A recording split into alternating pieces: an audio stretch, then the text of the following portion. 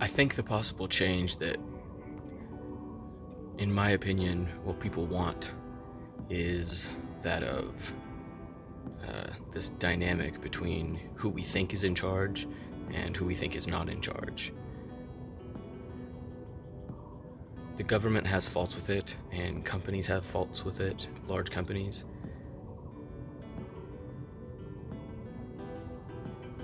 People with very little risk involved, but great rewards, great benefits.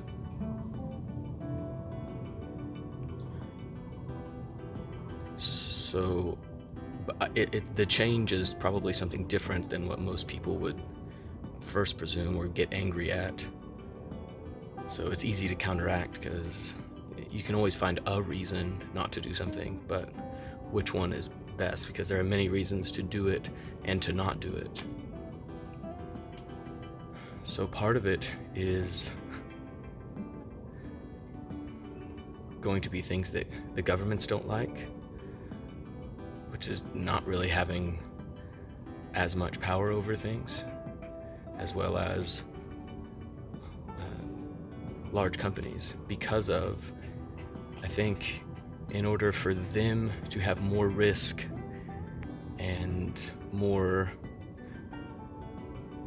ability to lose their job or not have a risk involved in decisions, in governmental policies. If you voted for this and it failed, it's your fault. So it's you're putting risk, and so you're going to care about it more, and that's the only way to go. Or you're going to have discongruencies between various ideas or beliefs about how things should be ran.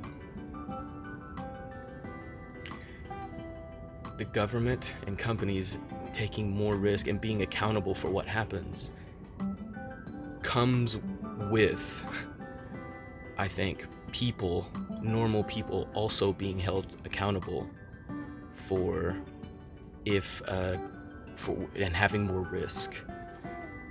If a hospital goes under, they're to blame.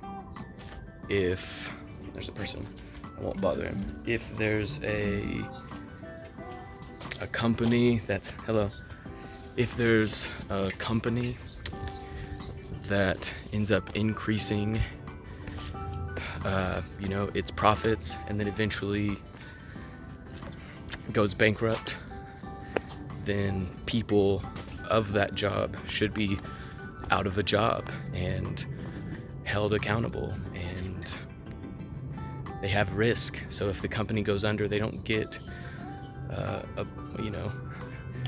don't know what there would be. I think severance pay. I don't know if that's the word, but if they have to be, if they have to quit, or if they're fired, the people there should hold just as much accountability as the person in charge.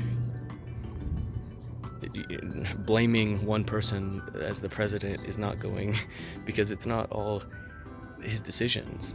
But why are we just blaming him? Because other people don't have risk involved. They're just behind.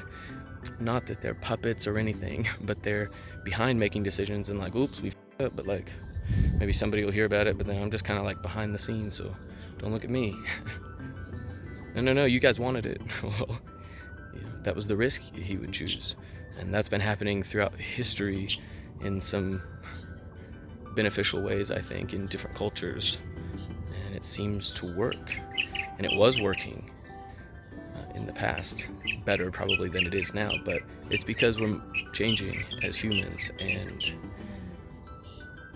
risk should definitely need to be evenly distributed. Or if it was my opinion, which I'm not saying it has to be other people's opinion, but it should be risk spread through everyone. People that have taken risks. Elon Musk, he had to hire a bunch of people and pay a lot of money for it. Eventually, he's the one getting paid. He just did it in an intelligent way. Same with basically every business owner or big, large company CEO, or at least the ones that created and started it up. Maybe not the ones who are just in it now, that just got a job because it looks good on paper. This is my job, and I will say anything because this is my job and I chose this. But I don't really have like a soul. I don't really have like a desire, a heart, a drive for this. I really was just after the job, maybe, or something, compared to the person who actually created such a thing. I don't know if that's all the way correct. I think those people could have passion for it, but in general, I suppose it could happen.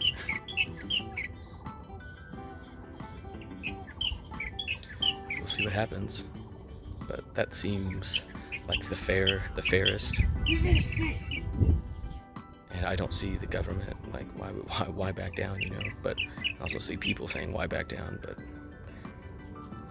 learn to live together,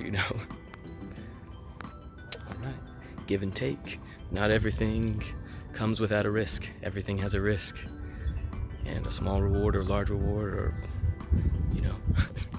sacrifice. Enjoy your day.